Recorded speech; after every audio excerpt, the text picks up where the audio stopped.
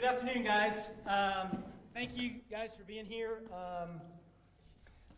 Thank you for all that you've done this year. If you would have told me a year ago that we'd be where we were at now, I would have honestly, in total transparency, been cautious of making that. But you guys have done an amazing, making that statement, but you guys have done an amazing job this year.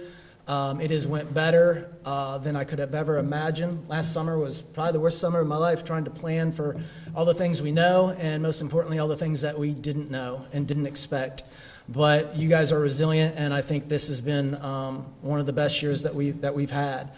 I know it's been very stressful. You guys are probably not counting the days, probably counting the hours, maybe, till we're done. About 2.5 weeks. This is a busy week.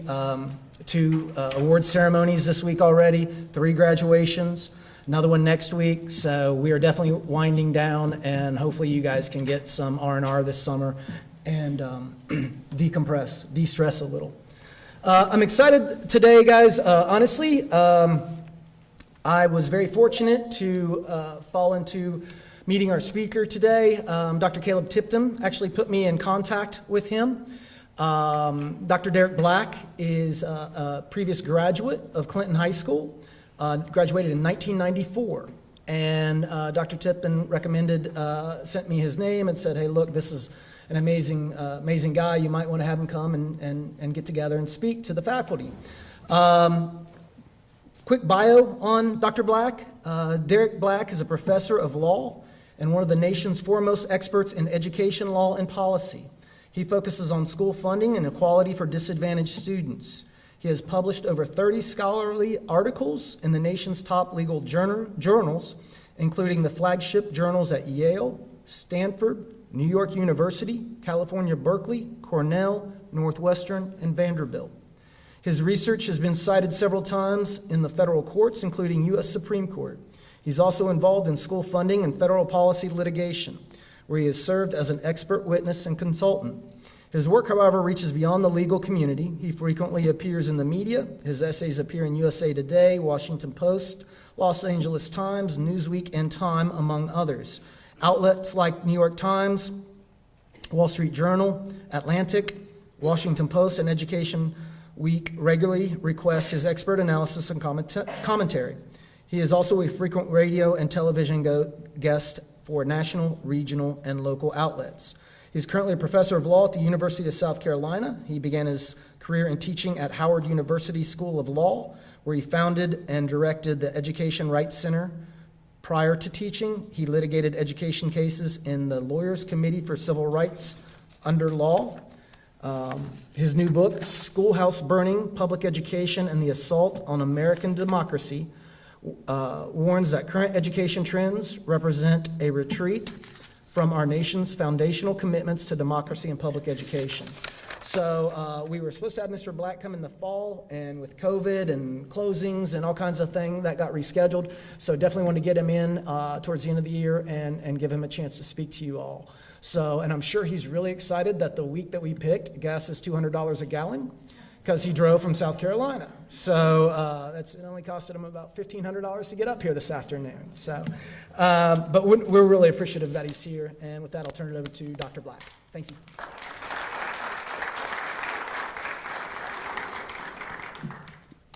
Thanks, Dr. Snyder, and thanks to Dr. Tipton, who also was part of helping make this possible, and to Principal Jenkins as well.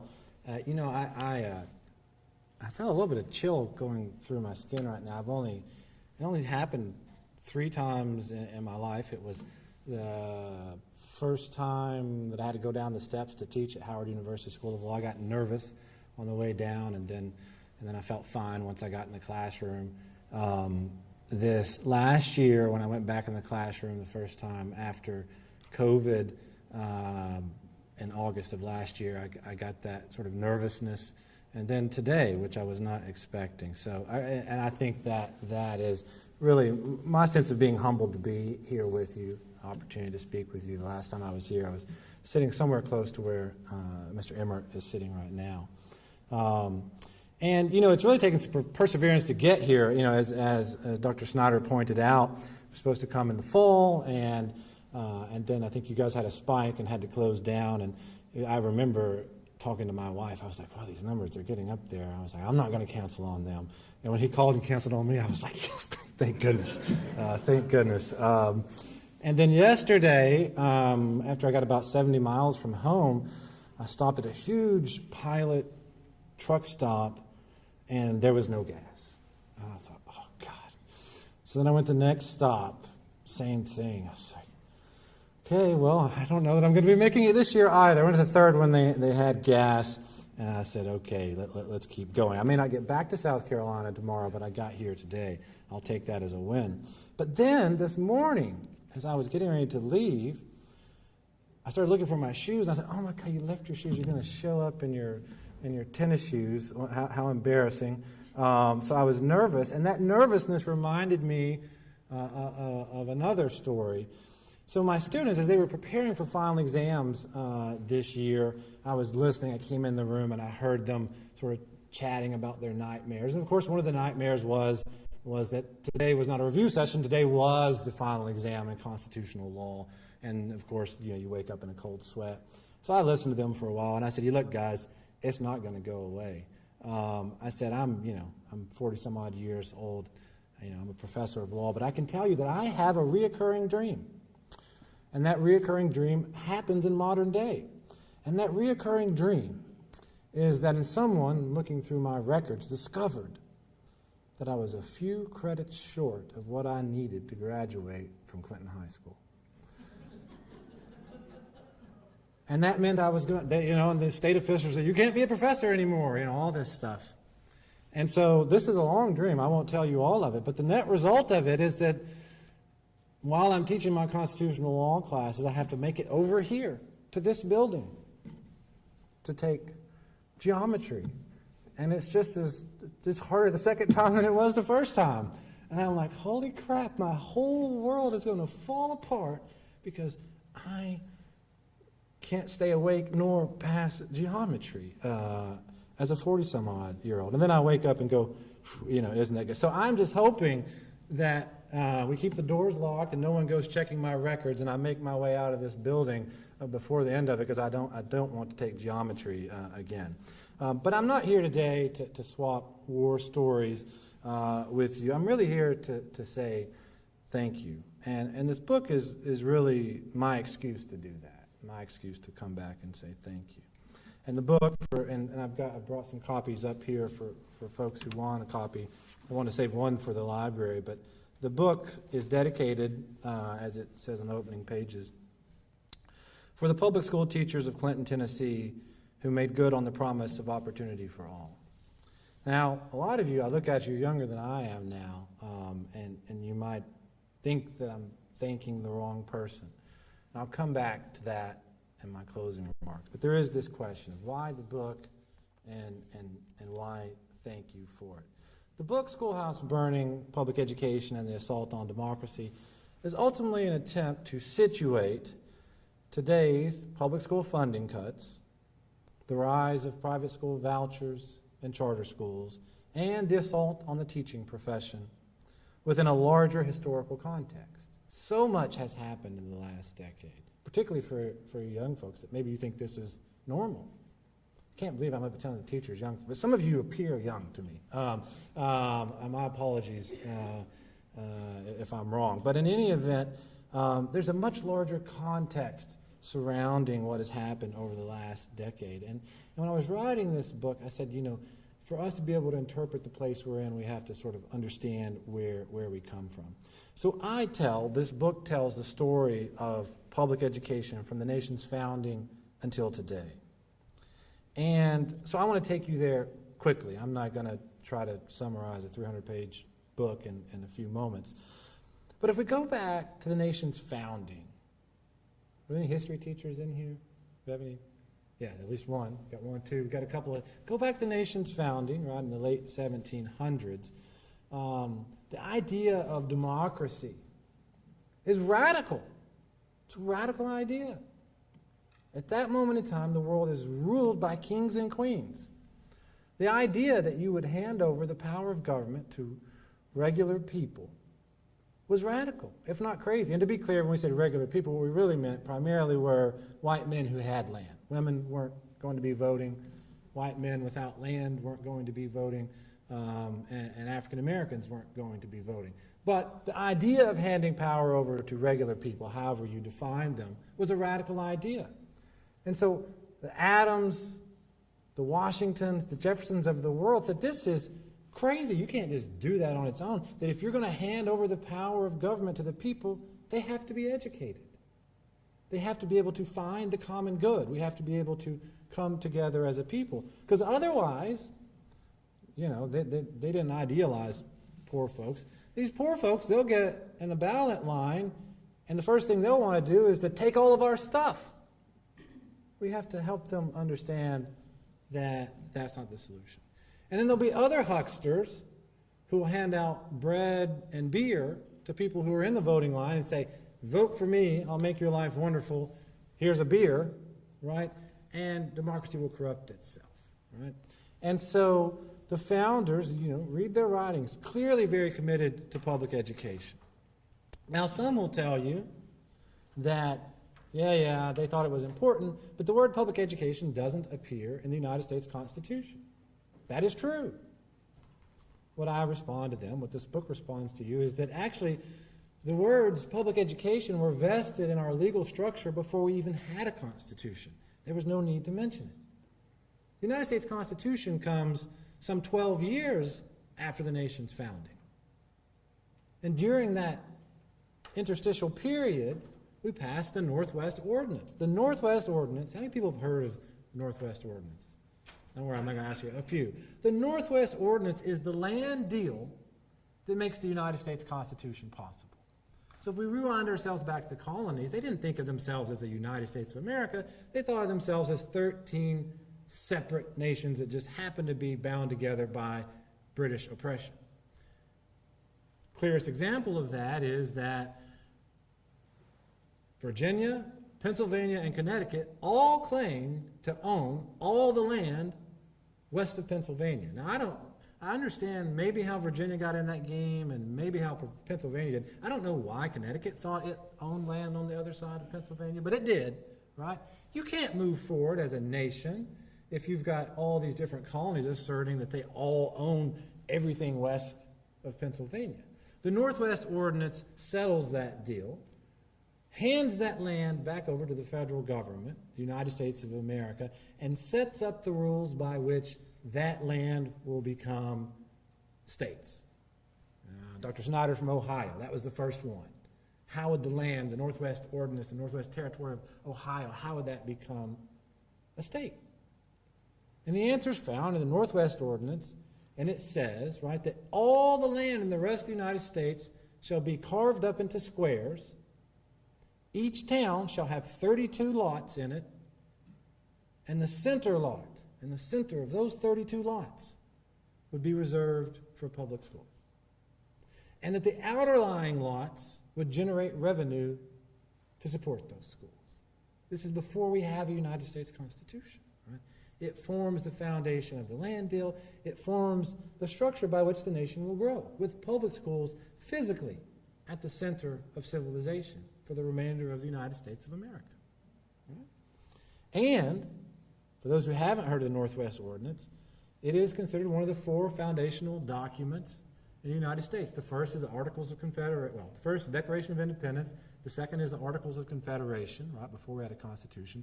The third, the Northwest Ordinance. The fourth, the U.S. Constitution. All 4 of those documents appear at the beginning of every single copy of the United States Code that is printed in this country. It is a foundation of our country. And, ironically enough, the second amendment to the Northwest Ordinance was going on at the same time that the Founding Fathers were meeting in Philadelphia, debating the United States Constitution. The same people voting on the Northwest Ordinance were the same people at the Constitutional Convention. And in the summer of 1787, the Secretary of Congress sends a note to Philadelphia and says, we don't have a quorum to pass the most pressing business of the nation, the Northwest Ordinance, because all you guys are in Philadelphia.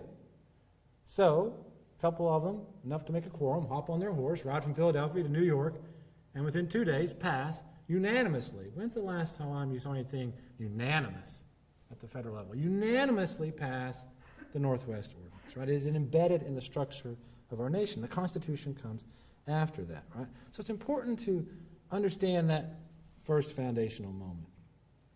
But to be clear, that Northwest Ordinance had bigger dreams than it had reality. There were failures along the way. We, of course, didn't have anything resembling democracy in the South. All right? The South, actually, prior to the Civil War, didn't have a system of public schools for two reasons. One, well, the primary reason was that most wealth was held in the hands of large landowners and slave owners. If anything needed to be taught, they would teach it on their own plantation. They sure wouldn't spend it somewhere else. And to be clear, they didn't want to spend money on the education of poor white children either. That in the South, public education as an idea was resisted. And of course, the education of African Americans was criminalized in the South. Right? But after the Civil War, and this is another major moment in history, when Congress sees the failure of democracy and it says, if the South is going to become a real, what we would call Republican form of government, and if this nation is going to reunite itself, we have to fix this education thing. So, we have the southern states, excluding Tennessee, because I won't tell you Tennessee history, you probably know it well enough, it was already back in. But once we get into Reconstruction, Congress sets the terms of Reconstruction. What are the terms of the southern states reuniting themselves into the Union? 1, ratify the 14th Amendment. 2, extend the ballot to African Americans. And 3, rewrite your state constitution to conform to a Republican form of government. And at that moment in time, you look back to Jefferson and Adams, the understanding was that a Republican form of government only worked, what did I tell you, if the common man, at this point, that would include both African Americans and whites, the common man had an education. Right? So Congress mandates that southern states place a guarantee of access to public education in their constitutions. So in 1868 and 1870, we go from a region in which no state guarantees public education into its constitution into a region where every single southern state does. We don't get to be proud too often, but we then serve as a model for the rest of the nation. After that point, Congress never again admits a state to the United States of America without guaranteeing public education in its constitution. One state tried, New Mexico, and Congress said, no, go back and try again. No state has ever entered this union after the Civil War without guaranteeing public education. Was this an accident? It wasn't an accident. It's based on the idea that the job that you do is central to the functioning of our democracy. Now, it's not all roses because we have Jim Crow segregation that comes in the 1890s. I talk about these great constitutional conventions in the 68 and 70 that constitutionalized your job. Well, in 1890, the Mississippi Constitutional Convention assembles itself. And they say, we have come today to do one thing and one thing only, and that is to disenfranchise the Negro. And that meant two things, taking away the ballot and segregating schools. And they put those things in the state constitution. One of the delegates to the Mississippi Constitutional Convention, a leader, stood up and said, I think actually we should just take public education out of the Constitution altogether. Mississippi, majority African American state. And this is I'm a silver lining guy, as I tell folks, when a glass is darn near dry, I'll swear that it's 3/4 full. So you can take this next statement for what it's worth. But I believe there's a silver lining here, and it is that notwithstanding Mississippi's intentions to disenfranchise the Negro and some calls to get rid of public education altogether, another leader stands up and says, that's a bridge too far. We don't want integrated education. We don't want equal education. But you know what? Regular white folks, they've decided they like this public education thing too. So what's the silver lining? The role of public education was so strong within a few decades in the state of Mississippi that even racism could not remove it from the state constitution. That's a story worth telling, notwithstanding all the discrimination that followed. And then, we're getting close to home with Clinton, then in the 1930s, when the NAACP Legal Defense Fund begins dreaming up its theory of how to reopen citizenship for African Americans, it doesn't start at the ballot box. It starts at the schoolhouse. And the reason why it starts there, and I talk about this extensively in the book, is it is making the same arguments, pretty similar, very similar arguments, the ones that Jefferson and Adams and Washington were making at the nation's founding, which is, whatever you might think about segregated train cars, whatever you might think about segregated hotels and restaurants and neighborhoods, public schools are the foundation of our democracy. America can't profess to live up to any of its ideas if we have one set of schools for one set of citizens and another set of schools for another set of citizens. Go back and read Brown versus Board of Education. That idea, which the NAACP fermented for 3 decades, makes itself into a famous paragraph in Brown, where the court says, public education is the very foundation of good citizenship. No child could be expected to succeed in life without it. Right. And today, there's some other parts in history, I don't want to go through them all, but today, this sort of idea of public education as a centerpiece of our democracy, in my estimation, is on incredibly shaky ground. Incredibly shaky ground.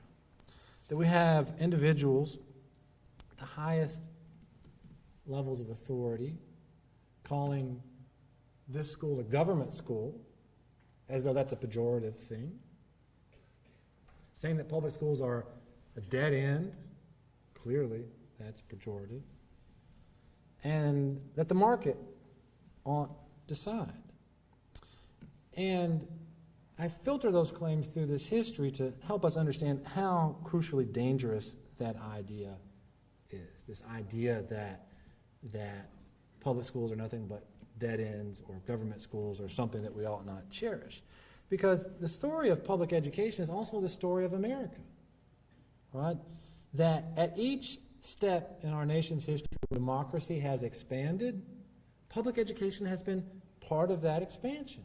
At the nation's founding, following the Civil War, during the Civil Rights Movement, that period in history where we tried to shrink democracy, Jim Crow, that was a period when we tried to shrink public education as well. These things are intertwined, and if you understand that, then we have to understand that an assault on public education is ultimately an assault on our democracy.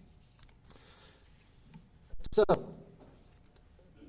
I've told you about the book. I still haven't fully answered the here, why am I here today? Why is the book dedicated to you? I've never read from a book or a paper. I remember when I was undergraduate at University of Tennessee, I went to some graduate lecture, and a guy stood up there and read his paper for 30 minutes, and I said, well, I'll never be a professor. That's insulting. Well, I don't mean to insult you, but I think this is actually personal, so I'll take liberty with reading to you. My path to this book was an unlikely one. All told, my family accumulated more GEDs than college diplomas, which is to say, we had a few of the former and none of the latter before me.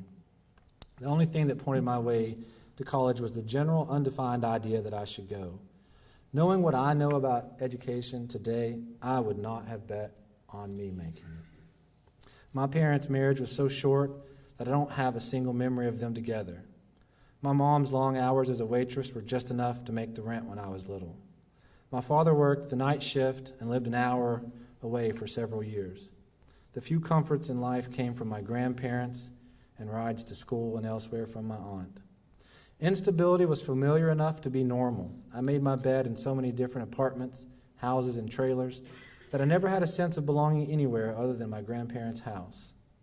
The cigar box filled with my mother's tips is my most vivid memory from childhood. The box moved with us from one place to another. She kept the silver, the pennies were mine. I switched schools 4 times by the 7th grade. Losing friends and the anxiety of making new ones made each new school more intimidating than the last. A few low grades here and there, coupled with a referral for speech therapy, made my progress far from sure. I can see myself, still today, sitting next to the window as my turn to read aloud in the second grade approached. Other students seemed to ease through their parts, but the fear inside me took hold as my turn neared. I think I managed the words correctly, but my only goal was to survive. A similar swirling of thoughts and emotions remains with me to this day when I wait my turn to speak amongst a group of people. Skipping forward here. No doubt my parents were hardworking, and my grandparents' overwhelming love, support, and stability doubled my relatively low chances at college. But much of everything else hinged on the opportunity that public education afforded me, sometimes when I did not even want it for myself. I cannot count how many decisions teachers and administrators made to keep me on track and clear the path of opportunity. I can't count them because they made them without me or my parents knowing. Judged against today's calls for transparency and personal autonomy, that might sound terrible. But schools can't run every detail by parents. We have to trust them to make some well-informed judgments themselves. In theory, their judgment can make all the difference in the world for a kid. At the very least, it did for me. But my schooling, like everyone else's, wasn't defined by singularly large decisions or tests.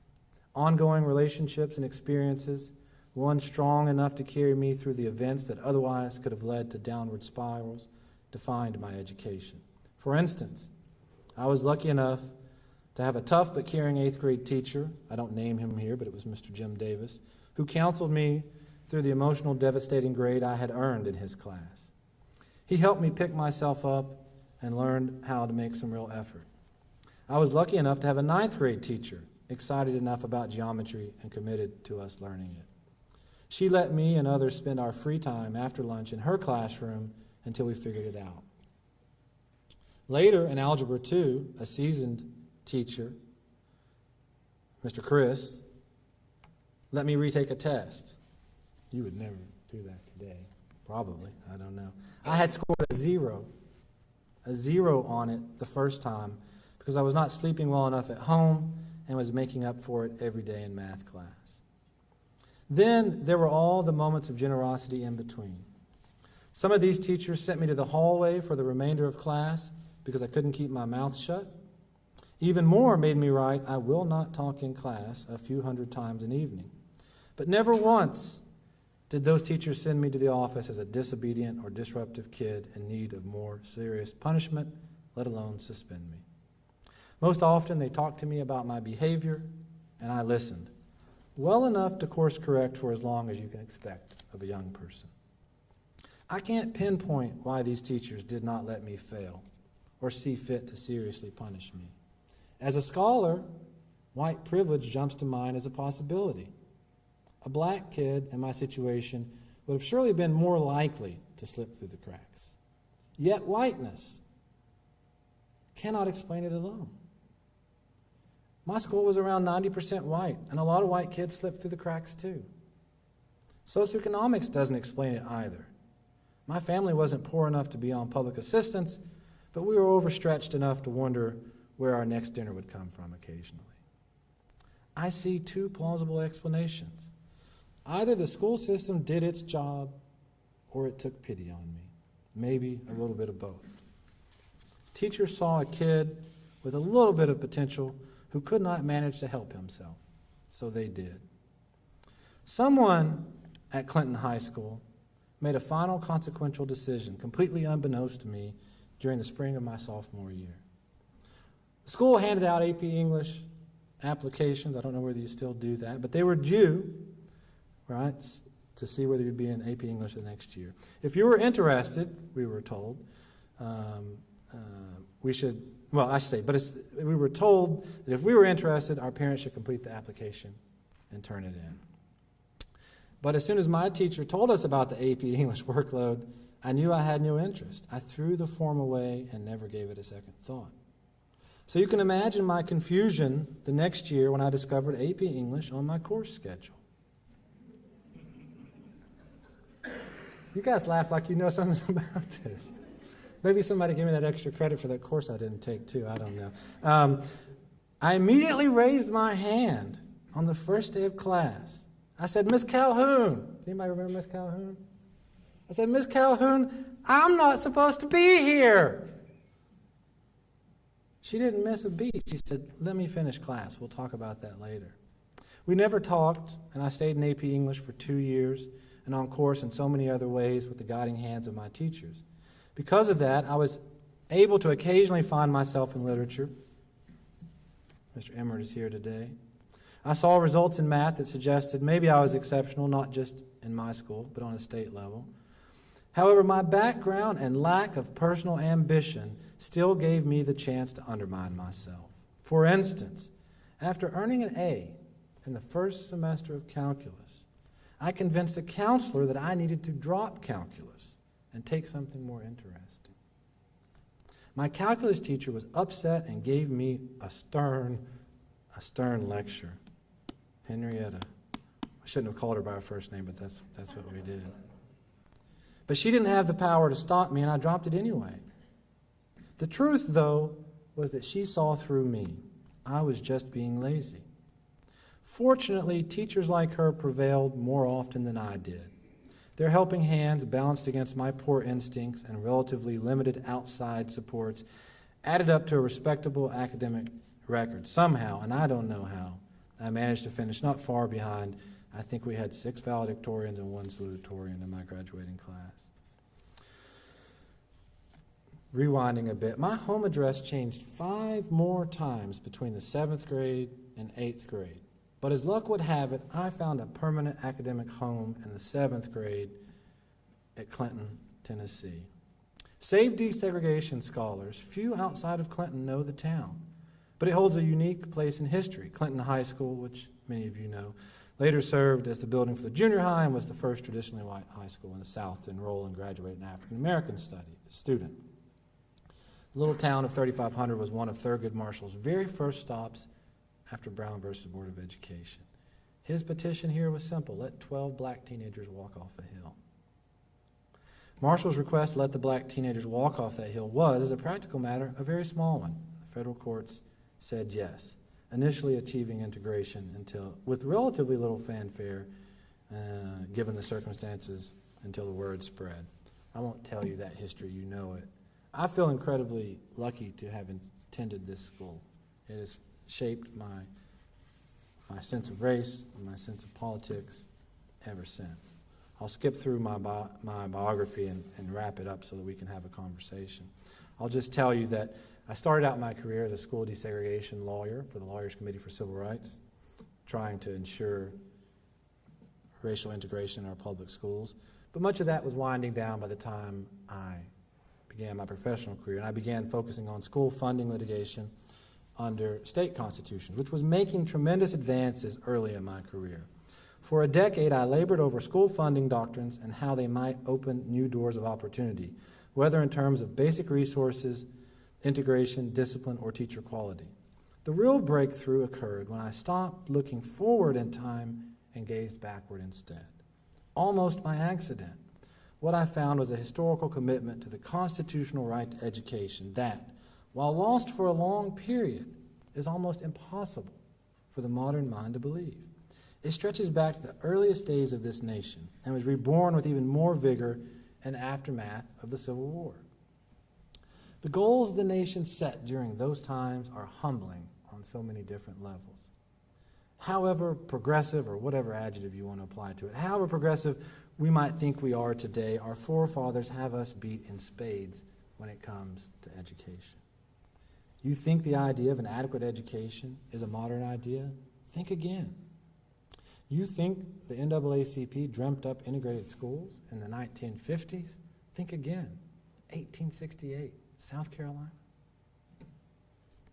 Think concerns with voter education and the corruption of the political process started in the last decade? Think again. Think challenges in providing adequate school funding are a modern problem? Think again. And because these problems aren't new, the nation came up with solutions long ago that can still work today if we trust our roots. Matched against the history we think we know our forgotten history is so powerfully unsettling that it has the capacity to completely reorient the way we see our schools and our democracy. And if we can do that, who knows what is possible? And now we get to the paragraph that I think sums up why I'm here and why even the younger audience is the one I want to thank. I know that the public education I received rested on decisions that people made for communities like mine well before I ever set foot on this earth. Those decisions, in many instances, were the result of pitched fights over how to better our schools and our democracy as a whole. Most of those fights began in the 1800s and reverberated during times of cultural strife for the next 2 centuries. But here's the key sentence. Public education is, in effect, the inheritance that we all share, and one that is crucially important for kids like me who could have never hoped for an inheritance in the literal sense. This book is about safeguarding and nurturing that inheritance for the current and future generations. You are the guardians of 1,000+ children's constitutional inheritance. Those of you that made it back here today were the guardians for me. It's my obligation to be the guardians for as long as I can bear to do that. So I thank you. I thank Mr. Emmert, I thank Ms. Calhoun, I thank Mr. Davis, I thank all the various teachers for guarding my constitutional inheritance. And I thank you for the work that you do every day through the most trying years to guard the inheritance of the next generation. And hopefully they'll do the same for the next. It is that intergenerational gift. So what follows in this book is my best effort to tell America's education story and tell it in a way that's relevant to the challenges that we face today: poverty, inequality, and a public education system under siege. I hope that it resonates. So that's all I have to say. Happy to take questions. If you don't have any questions, that's fine. For the history teachers, I'm happy next year to just do some basic history on stuff. I did a number of guest lectures this past year on Reconstruction and public education. And if you don't want any of that, you just want a free copy of the book, that's great. If you don't want that, then I'll see you later. But if there's any questions, I'm happy to take them. Any questions, comments, reactions, disagreements? I know it's late in the day too.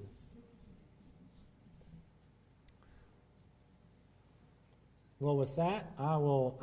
Derek, I got one. Oh, sure. And I'm not going to keep it by too long. I just have a question. So it's obviously you could make the statement that we're living in history, no matter when you make that statement. But I think now more than ever over the past year, we've seen education have a different face on it that we've never expected, and probably aren't really sure which direction that's going in. And I don't know if it'll ever. I imagine it will continue to morph and change and look different. Where do you see us moving forward post-COVID with all the different obstacles that we've overcome this year? Yeah, so I'll say, I wrote this book thinking about the storm of education policy that happened in the last decade, and then we had the storm of all storms in the last 12 months.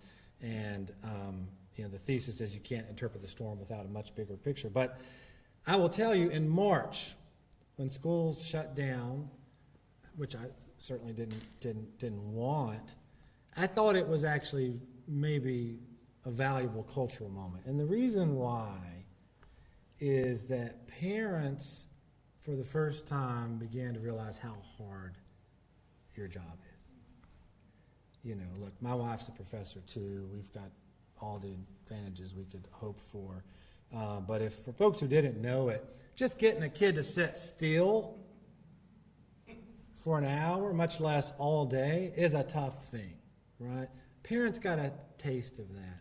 I think the other thing they got a taste of, and I began to see more crucially, is that there's a tremendous amount of acculturation that goes on in school, and actually the learning part is probably only a third or half of it, right? Like the stuff that's in the books, right? You guys are teaching a lot more than just what's. And I said, You know what? For those who don't know, now you do. And actually, that's a good thing, right? Because parents were seeing that. But the problem with crises is that and I don't, every jurisdiction is different, so I can't speak for what was going on here. But nationally, by the time we get to July or August and there's, kind of aren't schooling, people kind of forgot about that. It's like, well, I don't care. I just need somebody to keep my kid on Monday. That's what I need, right? And then and I think, Tennessee weathered this storm maybe more effectively than some other states. I know you guys were able to keep schools open and go back in person. But, it's certainly in states with teachers' unions or sort of more organized teacher labor, it created a division between families and teachers that had not previously existed, at least not at that level. If you look at national data, this is before COVID, but in the 2018, 2019 walkouts, literally, the PDK national study showed that parents supported, I don't want to make Dr. Snyder nervous here, but parents supported teachers going on strike at a higher percentage than teachers themselves supported it. The questions were phrased if teachers went on strike for this reason, would you support it? Parents say 75%. Teachers actually only say 65%. Parents, not all, it wasn't 100%, but supported teachers, right? They may not pay you the salaries, they do not pay you the salaries you deserve, but they support you as individual humans across history. That connection got broke a little bit over the past year. I haven't seen recent numbers that show me how much, but we've lost a percentage. I mean, that's the short answer. We have lost a percentage of support for the work you do each and every day. I think the good news is there's such a deep reservoir there, 200-year reservoir, that you can afford to lose a little bit. But I will tell you that it concerns me, maybe not in a Clinton because of the demographics. I don't think unless something new is happening, I don't have any serious private school competitors here. But in larger metropolitan areas, right, your suburban middle-class families are the power brokers for your schools, right? And those are families that have the means to go to a private school, in Knoxville or Nashville, but they stick with the public schools because they believe it, right? And so our disadvantaged communities who don't have that political power to insist on full and adequate education, they don't have that political leverage. So my fear is, at least like in Columbia, where we lost a lot of families to private schools, are those families coming back in August of 2021? Not all of them. The question is how many of them? How many do we lose? How much political power? So that's a question I can't answer. It's one that worries me. And here's not just sort of a speculative reason why. Go back to history and constitutionalism for a little while. Before we had constitutional mandates for statewide uniform systems of public education, a few states had constitutional obligations to run pauper schools, P-A-U-P-E-R, not Poplar Creek, pauper schools. And the state of Pennsylvania operated that. And when they were transitioning to the full system, there was this question, when we transition to the full adequate uniform system of schools, should we also keep the pauper schools? They debated this extensively. And the answer was, so long as we have a system of schools that are for poor kids, the public will never fully support an adequate education for those children. That's just, until we all become saints, that's where we're at, right? And so part of the success of public schools, and John Adams in 1770 said it was obligatory that the highest ranks of society go to school with the lowest ranks of society. Coming back to our loss to private schools. If our public schools become the place where only poor children go to school, we are in trouble. We are in trouble. So that unknown is something that keeps me up at night because I don't know the answer. I do know that the percentage of children, poor children attending public schools does go up every year, and in the South they are now the majority in public schools in the South. So, but we do have a lot of diversity there. So, you're asking the right questions. I wish I had better answers rather than just worries. But any other questions, comments, thoughts? I got one. Sure. All right, so I teach government, and I agree with your premise that education is important. And it was very important to our founding fathers because we are the curators of our government. I mean, so you have to. I tell my students, one of the first things I tell them on the first day of government is, of all the liberties we have as American citizens, one of the things we are not at liberty to be is ignorant. And that this Constitution is based on a system of principles that are not hard to understand. It's vocabulary applied to common sense, and so we start working through it that way. So I can completely wrap my brain around the idea of the fundamental constitutional right, if you will, to education. Where I have questions is who determines what that curriculum is, because just like the First Amendment says you have freedom of speech, we all know you can't say bomb on a plane.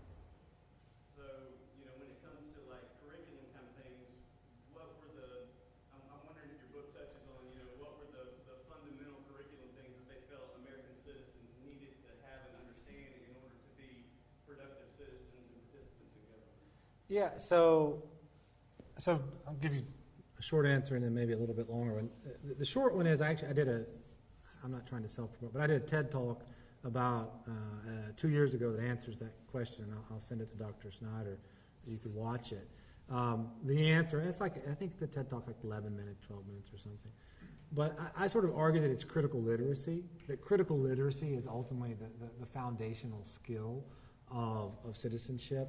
And one of the reasons why I make that argument or reach that conclusion in that, and this is actually an interesting thing, I think, sounds like you're a fantastic government teacher. I think always making these connections to history are tough for young folks. But in the TED Talk, I say, look, today is in many ways very similar to the late 1800s. In the late 1800s, there were more newspapers in print than at any other period in the history of this country.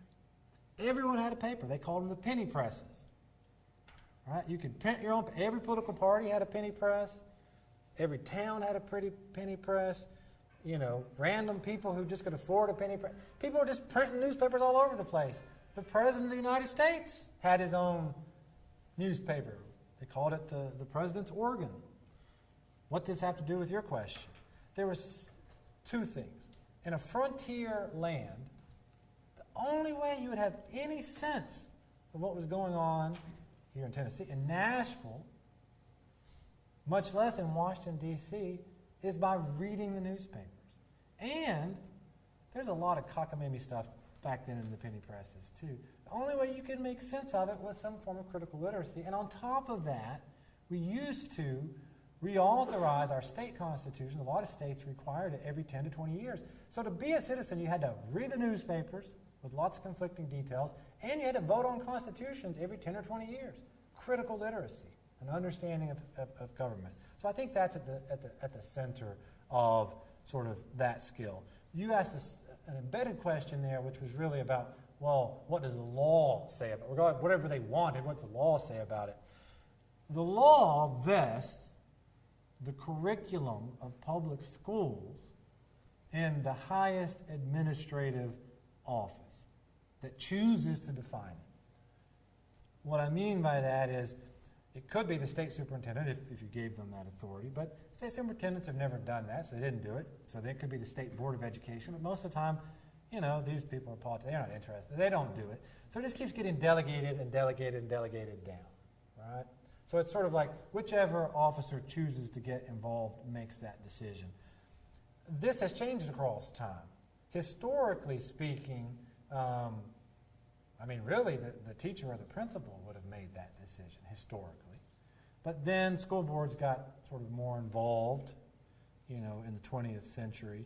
But really during the age of No Child Left Behind, coming right after me, and maybe for some of you, state departments of education, in conjunction with the U.S. Department of Education, began making those decisions. And so the answer always is if the boss right above you has made a decision, then their decision is the one that sticks. But if they haven't made a decision, then teachers are free to teach whatever they want to. And so there was this period of time where teachers just got to decide because no boss above them had made that decision.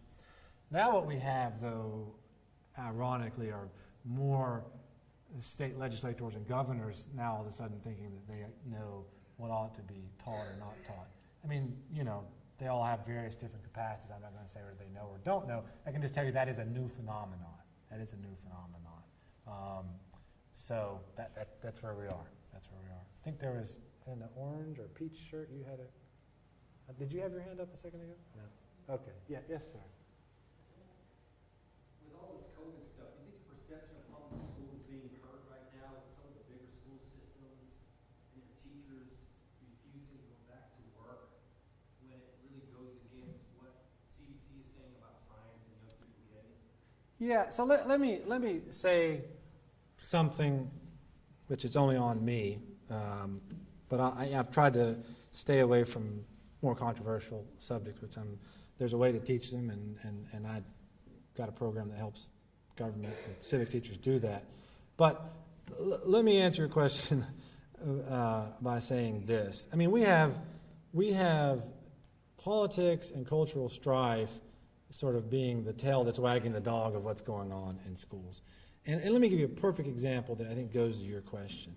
I mean, I don't know whether you caught it from anything I've said. I mean, I am very sort of, I'm a civil rights advocate, right? I have firm views about race and racial remedies. I only say that to say that when people raise claims about racial discrimination, I take them very seriously, okay? Extremely seriously. Sometimes I may represent them. The Chicago Teachers Union, about 2 months ago, was debating whether they're going to go back to school, and one of the Chicago Teachers Union's representatives said that the demands for teachers to come back in Chicago were racist and sexist. And my immediate reaction to that, as a civil rights advocate, is, you got to be kidding me. You got to be kidding me. Like, on what basis are you saying that? I'm not saying you're wrong, but just to say that? So, which is simply to say that, you know, we all try to win battles on both sides of the fence, and I think there can be bad faith on both sides. And I think when a teachers union says that the reopening Chicago public schools physically is racist, I don't understand that, given that they're serving a population that's 95% students of color. I'm not saying they're wrong, but it just doesn't strike me as immediately correct. So, you know, I think to step back from your question and make a larger point, the last 10 years has been devastating to public schools as an institution, because for the majority of history, really all the way up into the last 10, 20 years, public education has been largely bipartisan. That's not to say it's been free of sexism or racism, but it's always been a bipartisan issue, which is to say, regardless of your political party, Republican, Democrat, or Independent, you cannot aspire to become the governor of a state. You cannot aspire to be the President of the United States. You cannot aspire to be the chairman of the Education Committee in the General Assembly if you're not pro-public education.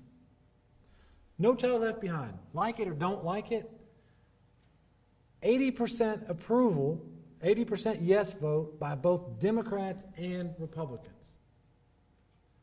The Improving America Schools Act in the Obama era, when Congress could not agree on the time of day or the color of the sky. In the last year and a half of the Obama administration, Democrats and Republicans, by an 80% margin, passed that bill. I'm not saying it's good policy, but it was bipartisan. And that is what is so troubling to me, and I talk about it in the book, is that public education, unfortunately, has entered the political sphere, where it is now becoming a tool for winning political fights, dividing people, as opposed to that common ground where we come together. And that's what's so crucially dangerous about the point that we're in. And that's why I refer back to the Constitution. You know, newly elected legislators, I can't stand them, regardless of party. And the reason why I can't stand them is that the first day that they walk into the state house, they think the world is created anew for them. And that their view of the world and the people who elected them should solely determine the policies they take. Now that I have this book, I say, read this book. There are people who have died. There are people who laid everything on their line for a set of ideas and put them into constitutions centuries ago. And you lack the humility to recognize the special place just because 51% of people in your little community decided that you should go to Nashville. So, unfortunately, that is where we are at. I mean, again, I don't want to go too far down that road, probably not appropriate for today, but that is where we are at. And so that is the other danger zone, is that you are now in a politicized profession in a way that maybe I'm naive, but, you know, I don't think Mr. Emmert's job was quite as politicized when I was a student. He may tell me I'm wrong when I get down here, but it's just kind of crazy now from my perspective. Well, you know, I wish there were some more questions. Even if there were, I'm cognizant of your time, so I don't want to keep you any longer. If people, oh, okay. Well, I do have one now. oh, okay. I'm happy to take it. It's just whether your colleagues, I know when my students ask a question at the end of class, you know, that's not the comfortable position. But they all, how many people? No, that's not fair. All right. We can talk afterwards. Come up and grab it. And I just want to reserve one book for the library. Hopefully some student might get a chance to read it. But the rest, anybody who wants them has got enough, come down and grab one. So thank you so much for having me here today. Thank you so much for humoring me.